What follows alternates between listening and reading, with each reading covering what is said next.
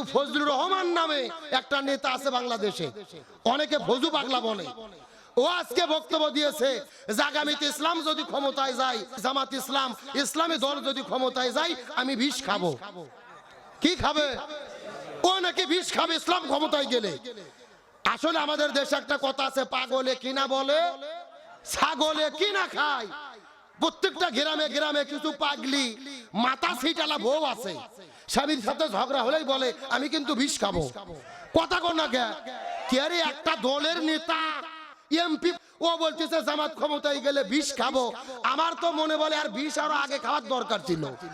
কথা কর না কে? ও গত 16 বছর স্বৈরাচার হাসিনা আলেমদের জেলে বন্দি করলো, মানুষ হত্যা করলো, তখন তোমার বিষ খাইতে মন চাইল না। আজকে ইসলামের উত্থান দেখে তোমার অ্যালার্জি চুলকনি শুরু হয়েছে। চুলকনি বেশি হলে পাগলা মলম লাগাও, ইসলামের বিরুদ্ধে দাঁড়াইও না, জনগণ তোমাদের জুতো পিটা করবে। আজকে মুখে যা আসে তাই বলে। হাসিনার যখন রায় হলো, এই ফজু পাগলা বলছে এই রায় আমি মানি না, কারণ যে আদালতে রাজাকারের বিচার হয়েছে ওই আদালতের রায় আমি মানবো না। কি যুক্তি দেখেছেন? আওয়ামী লীগের ভাইয়েরা পর্যন্ত এই রায়ের ব্যাপারে কোনো কথা বলার সাহস পাচ্ছে না। আরো একটা বিএনপি দলের এমপি ও বলতেছে এই রায় আমি মানি না। আমাদের বগুড়ার কৃতি সন্তান তারিক জেকে বলতে চাই, যদি এটা আপনাদের দলীয় বক্তব্য হয় যাতে আপনাদের বয়কট করবে, আর এটা যদি ওর পার্সোনাল ব্যক্তিগত বক্তব্য হয় দয়া করে ওকে দল থেকে বহিষ্কার করেন। এর আগে একবার বহিষ্কার করে আবারও এমপি নমিনেশন দিয়েছেন। এটা জাতির সাথে তামাশা ছাড়া কিছু হতে পারে না। এই রকম নেতা যদি থাকে ওরা নিজেরাও ডুববে, দলকেও ডুবাইয়া ছাড়বে। সারাদিন শুধু স্বৈরাচারের পক্ষে কথা। হাসিনার রায় হতে খুবই বেজার, পুরো দেশের মানুষ মিষ্টি খেয়ে ফাঁকা করলো, ওর অন্তরে জ্বলনি। তার মানে বোঝা যায় তলে তলে ওই গ্রুপের লোক। কথা কর না কে? সুতরাং ইসলাম নিয়ে অ্যালার্জি করো না। আগামীর বাংলাদেশে আমরা ইসলাম দেখতে চাই কি চাই না? আরো ধরে বলেন চাই কি চাই না? তবে ভালো করে বোঝেন, কেউ কেউ ফতোয়া দিচ্ছে যে বাংলাদেশে ইসলাম যদি কায়েম হয় আমাদের বিপদ হয়ে যাবে। কারণ কি বলতেছে? ইসলাম যদি বাংলাদেশে কায়েম হয় কারু হাত থাকবে না, সবার হাত কেটে দেওয়া হবে। কি মারাত্মক ফতোয়া রে! কারণ আল্লাহর কোরআন বলেছে ওয়াসারিকু ওয়াসারিকাতু ফাকতাউ আইদিয়াহুমা, কেউ যদি চুরি করে ছেলে হোক অথবা মেয়ে হোক হাত কেটে দিতে হবে। কার কথা? তবে এই আয়াতের সঠিক ব্যাখ্যা নেতাও বলে না, কোন হুজুরও বলে না। ভালো করে বোঝেন, বিভ্রান্ত ছড়ায়েন না। আয়াতের ফতোয়া ভালো করে বুঝতে হবে। চুরি করলেই তার হাত কাটা হবে না। চোর হলো দুই প্রকার। জোরে বলেন কয় প্রকার? একটা হলো অভাবে আর একটা হলো স্বভাবে। আপনাদের তারাশে আলু চোর, বেগুন চোর, মরিচ চোর, পিঁয়াজ চোর, ধান চোর, এইরকম 2-4টা ছেঁচড়া চোর আবুল মফিজ কুদ্দুস কি আছে? কথা বলেন আছে? আচ্ছা বলেন তো এরা কি অভাবে চুরি করে না স্বভাবে? হ্যাঁ, ভালো করে বুঝবেন, স্বভাব না। এদের অভাব, বাজার করে খাওয়ার টাকা নাই, বাড়িতে বইয়ের পেটত ভাত নাই, সন্তানের পেটে পোশাক নাই, এই জন্য চুরি করে। আল্লাহর কোরআন বলতেছে না, এই রকম অভাবে পড়ে যারা চুরি করবে এদের হাত কাটা যাবে না। এদের সর্বপ্রথম 5টা বিষয়ের রাষ্ট্রকে নিরাপত্তা দিতে হবে। খাদ্য, বস্ত্র, বাসস্থান, শিক্ষা, চিকিৎসা, এই 5টা বিষয়ের নিরাপত্তা দেওয়ার পরে যদি তারা চুরি করে তখন তাদের হাত কাটা হবে। এখন আপনাদের প্রশ্ন করি, আপনাদের তারাশে যত ছেঁচড়া চোর আছে যত, প্রত্যেকটা চোরকে সরকার যদি বাড়ি করে দেয়, 3 সন্ধ্যে গরুর গোশত দিয়ে ভাত দেয়, এরা চুরি করবে? মাথার টুপি দিয়ে হাতের মধ্যে তসবিহ নিয়ে আল্লাহর ওলি সাজে ঘুরবে রে পাগল। এদের কোনো টেনশন নাই, খাওয়া ফ্রি, থাকা ফ্রি, বাড়ি ফ্রি। এদের চুরি কাজ হাত কাটা হবে না। এখন প্রশ্ন করি, বলেন ওই যে ঢাকার এসি ঘরে বসে সচিবালয়ে বসে থাকে কলমের ঘুতো মারিয়ে কোটি কোটি টাকা চুরি করে যারা বিদেশে নিয়ে যায়, এরা কি অভাবে চুরি করে না স্বভাবে? আরো ধরে বলেন, এদের কোনো অভাব নাই।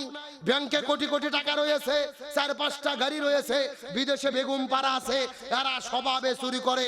আর আল্লাহর কোরআন বলতেছে এই স্বভাবে যারা চুরি করে সর্বপ্রথম এদের হাত কাটতে হবে। আজকে বাংলাদেশের সচিবালয়ের মধ্য থেকে একটা সচিবকে ধরার পরে বাইতুল মোকাররমের উত্তর পাশে প্রকাশ্য দেবালোকে যদি হাত কেটে দেওয়া হতো আর সব টেলিভিশনে ফেসবুক সোশ্যাল মিডিয়াতে যদি লাইভ সম্প্রচার করা হতো, এক চোরের হাত কাটলে বাকি চোরেরা এমনিতেই তওবা করে ভালো হতে বাধ্য হতো। কথা ক্লিয়ার না ভেজাল আছে? এক সচিবের হাত কাটলে 30 লক্ষ সরকারি চাকরিজীবী এমনিতেই ভালো হয়ে যাবে। আগে সর্বপ্রথম হাত কাটা পড়বে আপনাদের এলাকার চেয়ারম্যানের। যেরকম কার ভালো করে বোঝেন কি তরিকা। কুরবানির ঈদের দিনে এরকম হুজুরদেরকে ডাকে, হুজুর দাড়ি পাল্লাতে গোস্ত 3 ভাগ করেন তো।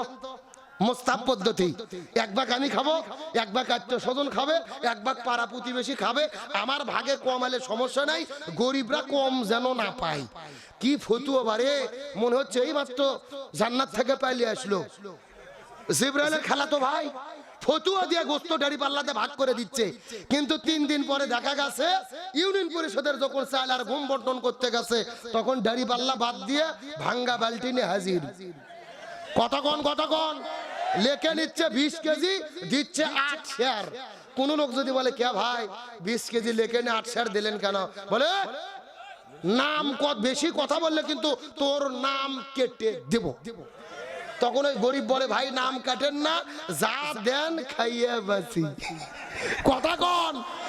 আর যদি কেউ বিধবা ভাতা, বয়স্ক ভাতা, স্বামী পরিত্যক্তা ভাতা কাট করে নিতে চায় 5000 টাকা হাদিয়া 6 মাস আগে মিম্বরক দিয়ে সিরিয়াল দেওয়া লাগে। ঠিক আছে আসতে বলেন কেন? জোরে বলেন ঠিক। তাহলে যেই চেয়ারম্যানেরা চুরি করে, এক চেয়ারম্যানকে ধরার পরে প্রকাশ্য দেবালোকে যদি হাত কাটা যেত, এই বাংলাদেশের 6000 চেয়ারম্যানেরা এমনিতেই তওবা করে ভালো হতে বাধ্য হতো। কথা ক্লিয়ার না ভেজাল আছে? ভালো করে বোঝেন। আল্লাহর কোরআন বলেছেন ওয়াজানিয়াতু ওয়াজানি ফাজলিদু কুল্লু ওয়াহিদুম মিনহুমা মিয়াতা জালদা। বিয়ে করার আগে যদি কেউ জিনা করে 100টা বেতের বাড়ি মেরে বিয়ে করে দিতে হবে। কার কথা? কিন্তু আল্লাহর কোরআন বলেছে বিয়ে করার পরে যদি কেউ জিনা করে বুক পর্যন্ত মাটিতে পুঁতে রেখে পাথর মেরে হত্যা করতে হবে। কার ঘোষণা?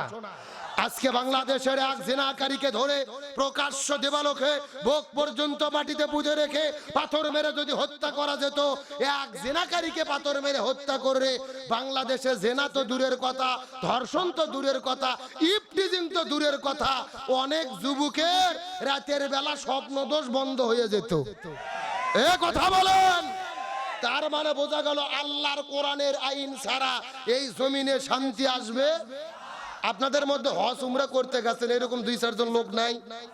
ভালো করে বোঝেন, সত্য করে বলেন তো। সৌদি আরবে চুরি করলে হাত কেটে দেওয়ার আইন আছে। আপনারা কি কোন হাত কেটে দেওয়ার লোক দেখছেন? আমি 3-4 বার গেছি, একবারও দেখিনি। একটা হুজুরকে ওখানে যাওয়ার পরে জিজ্ঞেস করলাম বাইতুল্লাহ শরীফের ভেতরে, কে হুজুর আপনাদের সৌদি আরবে চুরি করলে হাত কেটে দেওয়ার আইন আছে, তে হাত কাটা লোক নাই কেন? আমাকে বলতেছে হুজুর আপনি পাগল হয়েছেন, যেই দেশের হাত কাটার আইন থাকে ওই দেশে চুরি থাকে না। সুবহানাল্লাহ বলেন।